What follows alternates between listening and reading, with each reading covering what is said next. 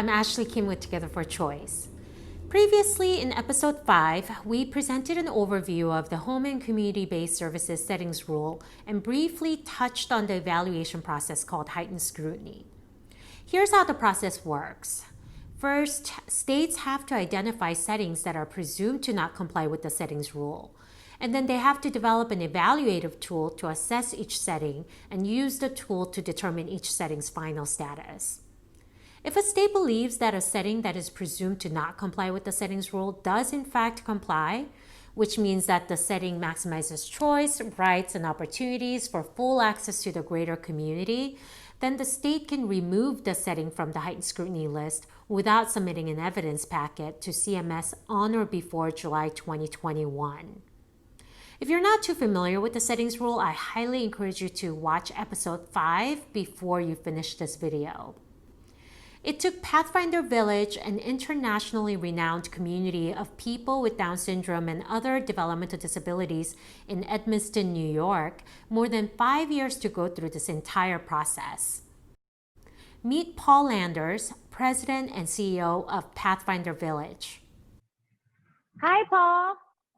Hi, Ashley. Thank you so much for joining us today. No problem. Thanks for asking. And congratulations on the good news. Yes, I know. Almost 6 years of hard work. I hope to share some of that with you today.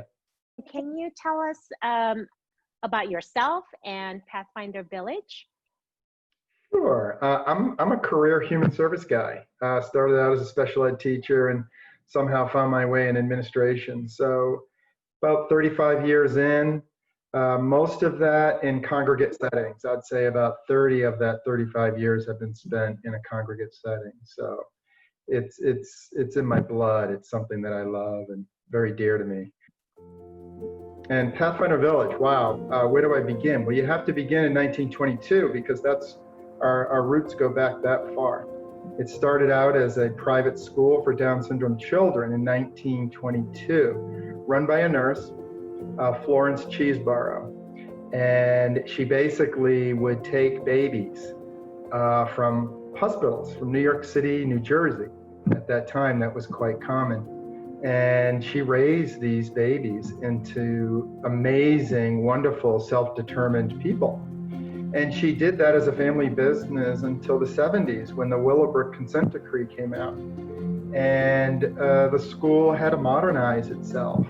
And so 1980, we became Pathfinder Village, which was a more modern day concept of a congregate living model for children and adults with Down syndrome. And actually yesterday we celebrated 40 years, so that's pretty cool. It took about 5 years for Pathfinder Village to go through the settings rules heightened scrutiny process. Would you mind taking us through each step and how did Pathfinder Village get on the list in the first place? Yeah, so heightened scrutiny, first of all, it's a dreadful term. I mean, nobody would like to live with a term like that. Especially in a human service field where you're supposed to empower people, it seems so derogatory. But anyway, heightened scrutiny, it's imposed upon, states have to do an assessment statewide, and they use the guidance document from CMS that gives them guidance about how to assess settings. So from 2014 to the late 2015, they assessed every setting in New York State, and we were given the designation of heightened scrutiny. At the time, mainly because we were congregate co-located.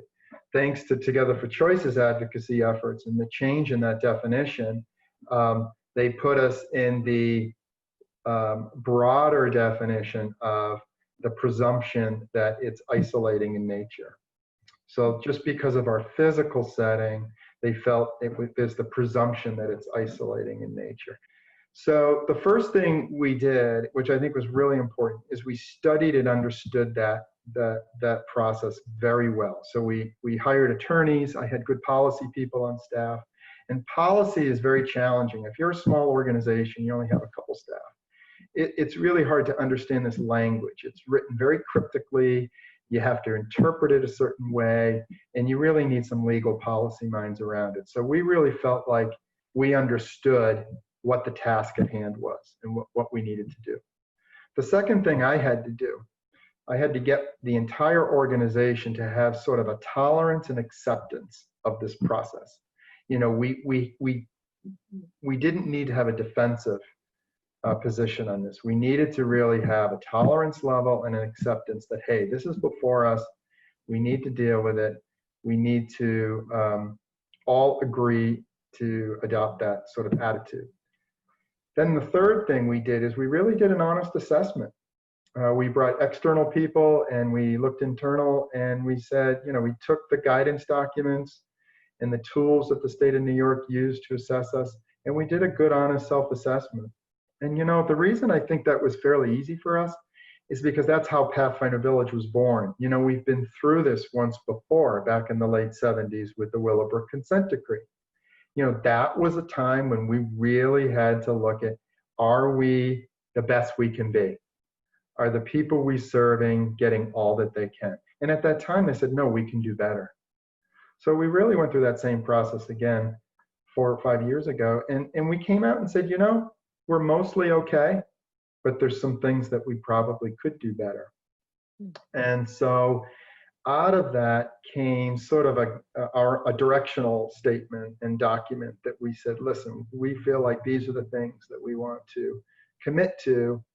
And we presented that to our board of directors. We had to inform and educate our board about this is the issue at hand. And then once we sort of had this acceptance level, we sort of understood the scope and scale of the issue. I got heavily involved at the state level. I got on every committee imaginable around heightened scrutiny. And that was key because that really was my sort of internal advocacy.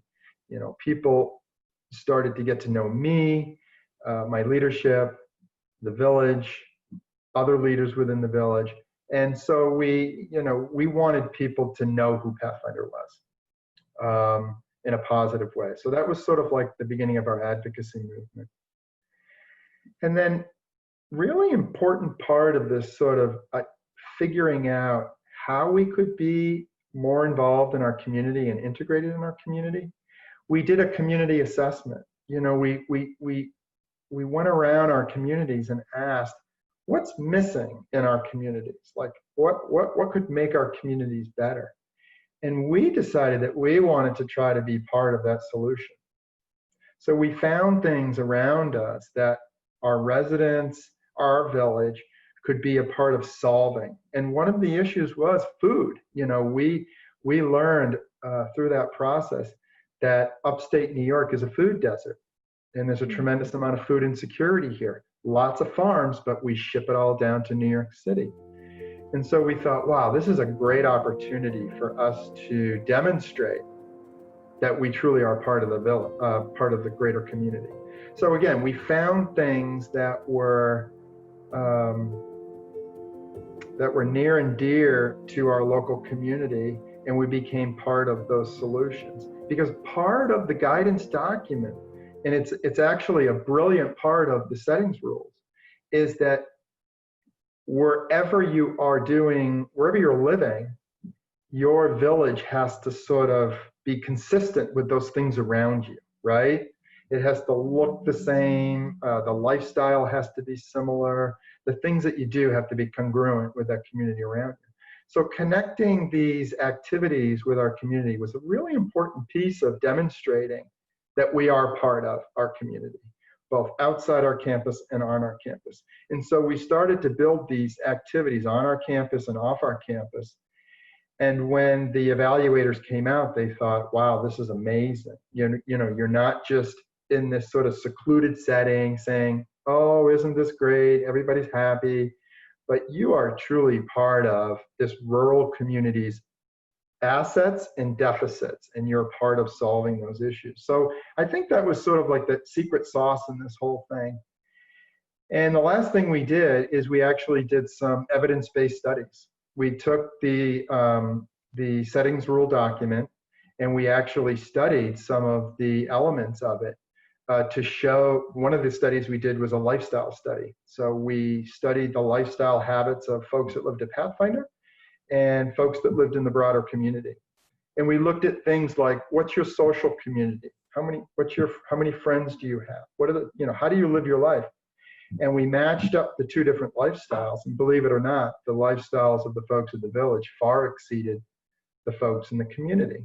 They had more friends, they had more social activities, they went to the movies more, they ate out more, all of these rich, wonderful things actually, and they ended up having a better lifestyle than most of their neighbors. So we took the settings rules and we said, all right, well, let's put it to the test. Let's see if these things are really true. And then the last piece obviously is staff training and just getting everybody on board with what are some of the new activities. So, I think again, studying, understanding, really developing an attitude for transformation, and then getting the plan, and then really making sure that at the end of the day, you are really part of the community. You're not just saying it, it's not that you're in the 4th of July parade. That does not make you part of the community. I'm sorry, but we did that 20, 30 years ago. Being part of the community is folks with disabilities delivering food to the poor. Like, that is truly being part of the community. It's having a craft class at Pathfinder Village where people with and without disabilities are taking that class, and they're actually friends, and they enjoy seeing each other every Wednesday night. And it's the Catholic Church downtown that since COVID has been like, listen, we only have 10 slots and we're keeping 5 for Pathfinder because you're part of our community. So those are real outcomes. And honestly, I think it was so easy for us to do this work because we really have been their neighbors for almost 100 years. We've been part of this community for 100 years. It was a very methodical process. And at the end of the day, what I learned from all this was you can't replace strong leadership. I mean, you need leadership at the staff level, at the board level. You need really smart, calculated folks that, know how to make good decisions, can negotiate well with policymakers and government people. And we're so blessed that we have that here at Pathfinder, just really talented folks that really make good decisions. By the time they came and did the final audit, they wanted us to get through this. Like, we had demonstrated so much goodwill and so much effort. By the time they got here, they said, listen, Paul, we're going to get you through this today. It was that kind of it wasn't a test. It was almost like, it was like, we're going to get you through this today. You've made it. You did the work. We're just here to see it and to really congratulate you. So the settings rule talks about somebody having a right to access food 24/7, or somebody having access to privacy, or somebody having access to lockable doors. Yeah. How did you get through all that? So again, we first looked at what are the sort of customs and norms of people that live in our community. So what's normal for Edmiston, New York? And so locking doors was not something that was very common for us. We still asked the question, and we weren't surprised when 90% of the folks came back and said, I don't want a key. It doesn't mean anything to me. And we thought, okay, well, that's good. Choice around food. We did learn that folks wanted a little bit more control around the types of food they ate and what time they wanted to eat. And we could easily accommodate that. And we actually found that there was really some value in that. It reduced behaviors in some folks. Did it make things a little bit more challenging in terms of managing and schedules and whatnot? Absolutely. But, we felt that at the end of the day, that the outcome was so positive that it was worth making those adjustments. We went through a very lengthy person-centered process of looking at all these things person by person, and we sort of put a priority list of what was important for them. And so we're slowly working through that. That's their blueprint that guides us on how to support them. But there are organizations or startups or families that are located in states that have density restrictions, right? So some states actually say that you can't have more than 25% of people living in your setting or your community that are developmentally disabled. And it's printed out very clearly, and they actually point to the settings rule for that reason, for the purpose of putting in that restriction. Yeah. And so how can families or startup organizations or even existing providers overcome that challenge? I know that you're not a lawyer, but knowing that you're a veteran in this industry, how do we overcome that challenge? So, obviously a needs assessment would tell people, is there truly a need? And then based on the need, you could argue that the density needs to change, because again, the need is dictating what that blueprint would be. So I get, to me, that's a baseline argument, right? You're starting here and that you want to take them higher if that's truly the need. That's the way I would look at it. It's all about a needs assessment. So we're in the midst of that right now, because the next project that we would like to pursue is sort of a mixed use housing project. So we're assessing our needs regionally. And the assessment's coming back that there's not one segment of our society where there's a big need. There just happens to be a little need in each area: disability, workforce, aging. So those are the three needs that we have quantitative data that says, all right, here are the needs. We need 40 units. Well, let's say it's 60 units, 20, 20, 20. That's how we're going to go about it. 20 IDD, 20 workforce, 20 aging. That's the best way to go at it. And then, just keep beating them until those other two constituents come with you and say, hey, listen, we need elder housing. And the big company says, listen, I need housing for my workers. So that's how we're approaching it. We know that New York State, we have a density requirement. I'm ignoring it.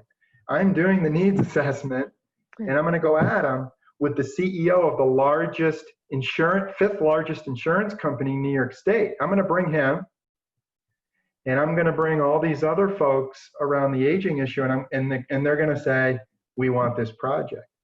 And we'll get it done. I'm sure we'll get it done. It's arbitrary. You know that, Ashley. That density is totally arbitrary, because we know CMS doesn't have that.